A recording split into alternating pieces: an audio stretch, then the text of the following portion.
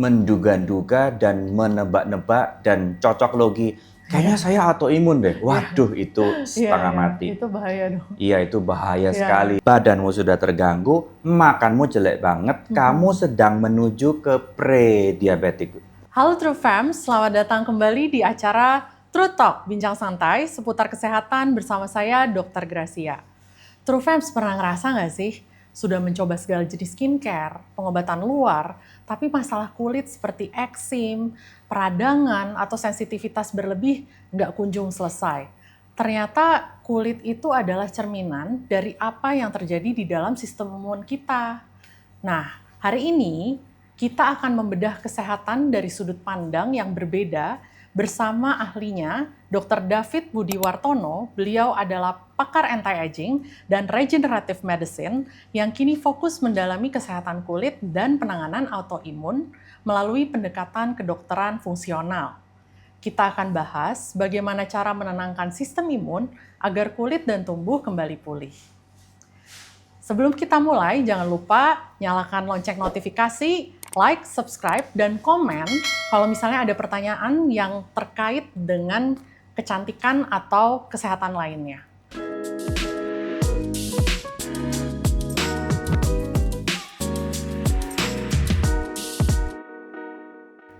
Nah, halo dokter, Halo apa juga, kabar? kabar baik. Nah, boleh say hi nih dok ke Halo, teman-teman True True Fams. Fams ya. Iya, nah dok, kita langsung ke pertanyaan nih. Ya. Sebelumnya dok, bisa diceritakan nggak awalnya kenapa dokter memilih di anti-aging, regenerative medicine, dan fungsionalnya nih? Awalnya agak menyakitkan ya, soalnya saya mulai dari autoimun. Saya mulai dari masa kanak sampai kuliah itu nanggung borok kaki dan borok kaki pertama. Begitu mulai masuk kuliah sembuh, terus pindah ke kepala. Jadi selalu ketombe kayak badai salju, wah parah pokoknya sampai luka-luka di belakang telinga. Jadi saya mau masuk ke kedokteran, mau ini dulu deh sembuh gitu. Setelah lulus, pembimbing saya bilang autoimun nggak bisa sembuh. Iya. Jadi wah kok gini. Akhirnya saya belajar anti-aging pertama di Bali waktu itu, 2007. Oh, 2007. Nah, profesor dari Australia dan Amerika bilang autoimun itu bisa sembuh. Buat saya, wah mau dong gitu. Masa udah borokan, udah lulus kuliah, ternyata nggak sembuh gitu kan. Jadi akhirnya saya belajar, masuk di modul pertama saya ragu. Kok ilmunya canggih banget ya, tes-tesnya nggak ada yang kenal di Indonesia. Istilah-istilahnya asing, ada IgG, ada IgE, sementara kita cuma tahu E kan, G kita nggak kenal waktu itu. Jadi akhirnya, saya mesti duluan deh. Kalau ilmu ini benar harusnya saya sembuh dong. Jadi akhirnya saya periksa, saya belajar, saya sembuh duluan 2010. Ya, jadi saya baru selesai pendidikan anti-aging itu beres 8 modul itu 2012. Tapi saya udah mulai praktek di 2010 tentang anti-aging karena saya udah ngerti dasarnya, progresnya, apanya. Jadi akhirnya ya ini yang saya suka dari awal. Jadi berdasarkan dari pengalaman pribadi yang membuat dokter ingin mendalami lebih lanjut. Betul. Karena banyak banget yang missing link ya dok ya? Iya. Katanya nggak bisa sembuh, tapi saya buktikan bisa. Wah ini Waktu itu yang namanya psoriasis dan Hashimoto itu kan nggak mungkin sembuh lah, mau segala macam cara ya pasti gitu-gitulah, remisi lah. Saya sembuh dari 2010 sampai sekarang tidak pernah kambuh. Wah itu menarik sih. Tidak pernah kambuh. Dan dari 2010 saya udah mulai berani, saya udah mulai pegang pasien. Waktu itu yang terbanyak vitiligo dan psoriasis dulu. Lupus saya masih keder, ya karena merasa belum yakin, merasa belum mampu handle kendala-kendala sulitnya. Jadi saya nggak berani waktu itu. Sepanjang progres itu akhirnya kita nyadar, loh ini bisa sembuh. Cuman di konvensional kita nggak utik titiknya. Nggak ngatur makan, nggak ngatur pola hidup, hanya dihantam dengan steroid. Ya on and off itu wajar. Oke. Nah, ini nanti kita akan bahas lebih dalam ya, Dok. Bagaimana caranya Dokter David menangani dari pengalaman pribadinya sampai akhirnya di terapi sehari-harinya nih untuk pasien-pasiennya. Nah, sebelumnya nih, Dok, belakangan kasus autoimun pada perempuan ini kan meningkat ya, Dok? Oh iya, banyak sekali. Nah, dalam kacamata regenerative medicine, apa sebenarnya autoimun itu dan mengapa bisa menyerang tubuh serta merusak sistem pertahanan tubuh kita? Cara pandangnya anti-aging dan cara pandang konvensional agak sedikit beda ya. Oke. Jadi cara pandang anti-aging itu yang namanya disease, penyakit, itu datang dari 4 penyebab. Bakteri, virus, jamur, parasit. Oke? Yang namanya autoimun itu bukan 4 ini. Walaupun ada penyulit salah satu di antaranya, tapi ini bukan penyakit yang disebabkan oleh 4 ini. Oh, oke. Jadi kita sering bilangnya ini itu penyakit pola hidup. Pola mana? Pola tidur, pola stres, pola makan. Udah paling simple. Di konvensional kita nggak pernah sentuh. Nanya, tidurmu bagus nggak? Itu kan nggak pernah ya. Terus, bisa handle stres nggak? Itu juga kita nggak pernah nanya tuh. Terus, makananmu gimana? Gitu. Kita juga nggak pernah nyari. Yang namanya orang pasti makan, kita pasti mikirnya gitu kan. Tapi ini ternyata dari sini problemnya. Perempuan itu hormonnya ada estrogen, progesteron. Di fase estrogen, dia strong. Tapi di fase luteal, ini pasti kalian nyadar ada yang namanya sering moody, bad mood, mood swing, terus dikit-dikit gak diapa-apain, ngambek gitu ya. Emang normal sih di fase luteal. Dan mekanisme pertahanan dari refleksnya ini adalah cari manis. Betul. Nah, sekarang ini sudah terbukti bahwa seluruh rangkaian penyakit autoimun itu datang dari insulin resisten. Jadi memang perempuan di fase luteal tidak sanggup handle dirinya sendiri, dia akan sangat rentan craving sugar. Ketika dia udah masuk craving sugar, nanti tahap pertama tidur terganggu, pencernaan terganggu, istirahat terganggu. Munculnya apa? Ya yang dirasakan suami-suami. Ngomelan, ngambekan, jerawatan, nyeri haid. Nanti kalau dibiarkan, craving, cari makan manis, habis itu gemuk, habis itu gangguan hormon, habis itu rontok, pigmen, jerawat, seluruh list problem kecantikan ada di situ. Gitu. Dan itu penyakit banyak perempuan pastinya. Betul. Jadi itu ya bukan gara-gara bakteri loh, bukan gara-gara virus loh, bukan gara-gara jamur loh, tapi gara-gara pola. Jadi pada saat dia handle dengan stresnya, cara pertahanan reaksinya adalah makan. Dan khas, perhatiin, fase luteal makanmu pasti doyan daging, doyan sayur. Tapi yang namanya fase estrogen pasti makannya doyan daging. Karena memang estrogen punya daya tahan tinggi. Tapi fase luteal nih, dari high subur ke haid. Itu emang pengennya manis. Rasanya kalau nginget makanan itu donat duluan, candy duluan, es campur duluan, terus sweet things duluan gitu. Iya, betul. Oh, oke. Jadi memang fase-fasenya ini menentukan. Memang fasenya. Jadi kalau kita mau mulai ngatur makan, cowok sama cewek tuh nggak bisa sama. Nggak bisa. Cowok hormonnya tuh flat. Nggak terlalu naik turunnya tuh nggak siklus kayak perempuan punya siklus. Perempuan itu naik banget, turun banget. Bergantian dia. Betul. Jadi memang perempuan cara dietnya pun totally berbeda. Gak bisa sama kayak laki-laki. Perempuan ada fasenya. Betul. Kapan dia boleh strict diet, kapan dia tidak boleh diet. Oke. Karena akan mempengaruhi juga ke kesehatan tubuhnya juga. Di badan sensornya akan bilang inflamasinya tambah tinggi. Oh, oke. Iya. Padahal niatnya hidup sehat nih. Lo kalau lo karbohidrat nih. Tapi fase luteal, wah gak bisa. Badannya akan dapat signal inflamasi tambah parah. Betul. Kortisolnya tambah parah, progesteronnya tambah parah, cravingnya tambah parah. Jadi pas niat hidup sehat, bukannya malah sukses bisa hidup sehat, tapi malah wah up and down, gak karu-karuan. Betul. Oke.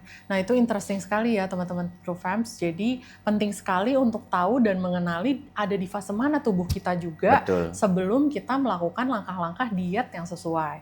Nah pertanyaan selanjutnya dok, apa langkah pertama yang harus dilakukan seseorang ketika mulai merasakan gejala autoimun agar tidak semakin parah?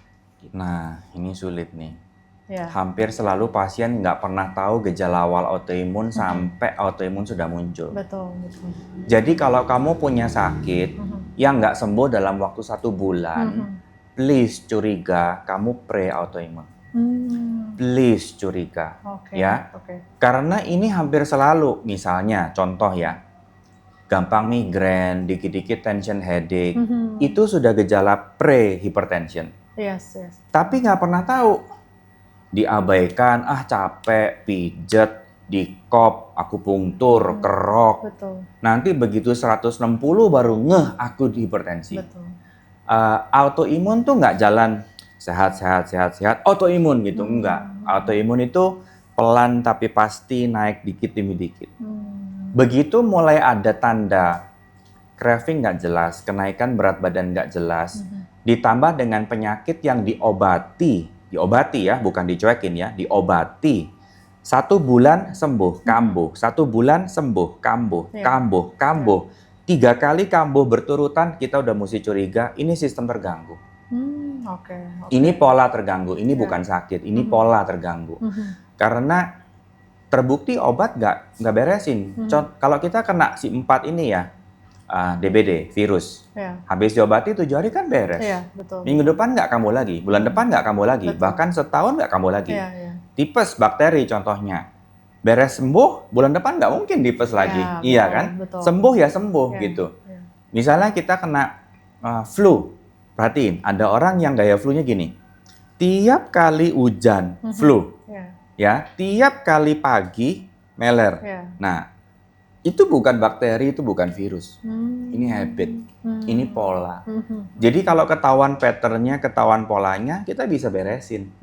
Jadi ingat setiap kali ada gejala yang berulang, diobatin kambuh, diobatin sembuh kambuh, diobatin sembuh kambuh, curiga ini autoimun atau something else. Oke. Jadi penting untuk tahu track record hari-harinya ada gejala-gejala apa yang signifikan dan berulang. Karena nggak mungkin kalau bakteri, virus, jamur, parasit berulang tuh nggak mungkin. Sekali beres ya beres. Betul. Oke dok, nah saat kita misalnya sudah menyadari ya dok bahwa ada pola yang berulang. Nah selanjutnya nih dok, deteksi untuk pemeriksaannya. Nah, apa yang harus dilakukan? Ini banyak. Kita ngomong yang paling murah aja dulu ya. Paling murah tuh harga 25.000 kayaknya. Yang paling murah adalah glukasa darah sewaktu dan glukosa darah puasa. 2 jam PP. 2 jam PP. Sewaktu, puasa, dan 2 jam PP. Jadi total kalau dapat yang 15 ribuan ya 45.000. Kalau beli sendiri kitnya ya lebih murah lagi kayaknya. Kalau ngambil di periksa di apotek biasanya standar 25.000 biasanya ya. Jadi kira-kira 50.000. Tahu dari mana pola hidupmu sehat? Kalau kamu puasa, gula darah bisa turun di bawah 100, tenang. Badanmu sistemnya bagus. Nggak ada stres, badanmu nggak bikin gula terus.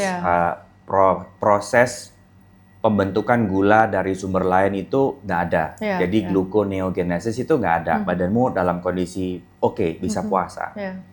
Kalau gula darah sewaktumu di atas 100, berarti antara nyemilmu nggak bener, atau makanmu nggak bener, atau sistem kamu udah kompromis. Jadi mekanisme mempertahankan gulanya udah keganggu nih. Nah, kalau setelah 2 jam makan, gula darahmu lebih dari 110, ya, harusnya tetap di bawah 100, tapi perempuan di fase progesteron itu 110. Jadi fase luteal itu mereka bakal 110. Kalau lebih dari 110, artinya makanmu jelek, badanmu mungkin terganggu. Masalahnya di konvensional kita masih pakai batas 140. Nah, kalau udah 140 ke atas setelah makan, badanmu sudah terganggu, makanmu jelek banget, kamu sedang menuju ke pre-diabetic problem. Oke. Jadi yang namanya diabetes, autoimun itu udah tahu 10 tahun sebelumnya. Tapi saking murahnya nggak ada yang mau ngecek. Gitu. Jadi penting banget deteksi dini melalui tadi ya dok, pemeriksaan 3 yang penting. Jadi jangan menduga-duga dan menebak-nebak dan cocok logi. Kayaknya saya autoimun deh. Waduh, itu setengah mati. Itu bahaya dong. Iya, itu bahaya sekali itu. Saya ada satu pasien sudah ngoek-ngoek di WhatsApp, sudah ngoek-ngoek di grup. Saya autoimunnya A, B, C, D, semua dia punya. Saya signalnya langsung, wah kayaknya nggak bener. Coba saya pengen lihat anak profilnya. Ya ampun dok, anak profilnya semua negatif, cuman kontrol satu doang yang gede, ini panahnya. Terus dia merasa saya autoimun, padahal hasil labnya jelas bukan. Terus saya tanya, loh kamu kok bisa ngaku-ngaku autoimun gimana? Iya, saya periksa di Google, gejala saya sama kayak autoimun, gejala saya sama kayak autoimun ini. Makanya saya bilang cocok logi itu bahaya sekali. Waduh, bahaya sekali. Jadi sekali. jangan cepat memberikan kesimpulan hanya dari berita-berita atau sesuatu yang masih belum jelas ya dok ya? Betul. Oke, pertanyaan selanjutnya nih. Untuk para pejuang autoimun, pemeriksaan penunjang apa saja yang sebaiknya dilakukan untuk mengetahui akar masalahnya secara menyeluruh. Jadi ini udah autoimun ya? Nah, ini kalau sudah autoimun pemeriksanya nggak murah. Jadi kalau sudah autoimun, kita mau cari akar masalahnya. Pertama, saya perlu bukti apakah autoimun ini karena sistem pertahanan badan kita drop. Jadi saya perlu pemeriksaan D25OH. Ya kan? D25OH di bawah 80 artinya daya tahanmu nggak bagus. Satu. Yang kedua, apakah autoimun ini datang dari yang namanya dysbiosis? Saya perlu 2 pemeriksaan konfirmasi. Pemeriksaan yang pertama adalah kultur and resistensi jamur feses. Bukan bakteri ya, kultur and resistensi jamur feses dan organic acid profile. 2 pemeriksaan ini akan membuktikan ada atau tidak dysbiosis. Oke.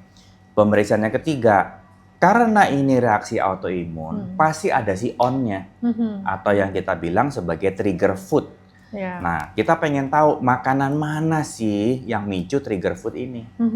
Jadi pemeriksaannya adalah IgG, Food Sensitivity Panel. Kita langsung periksa 220 bahan makanan. Jadi ketahuan, oh ternyata aku nggak tahan telur. Oh ternyata aku nggak tahan nasi misalnya. Oh ternyata aku nggak tahan dairy. Jadi begitu 3 ini dilakukan, diterapi dengan baik, yang namanya flare itu langsung turun. Iya, perbaikan dalam waktu 1 ke 3 bulan. Jadi memang akan ada tahap-tahapan prosesnya. Iya, ada tahapnya. Nggak bisa langsung tiba-tiba, oh pemeriksaannya semua, terus boleh sih kalau duitnya unlimited ya. Tapi kalau mau hemat-hemat lebih baik kan tepat sasaran gitu kan. Jadi makanan mahal kita justru yang paling murah. Jadi mau jalan-jalan, mau jajan apapun teh masih bisa. Cuman nggak milih makan roti, nggak milih makan tepung gitu doang. Ingin tahu lebih lanjut? Jangan lewatkan episode True Talk selanjutnya.